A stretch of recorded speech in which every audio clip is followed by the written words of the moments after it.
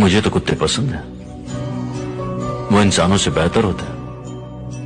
वो दोगले नहीं होते, ना झूठ बोलते हैं और ना ही एक दूसरे को कैद करते हैं। ना दलाली, ना जहर घोलना, और ना ही इंसानों की तरह खुद के घर को तबाह करने की फितरत है उनकी।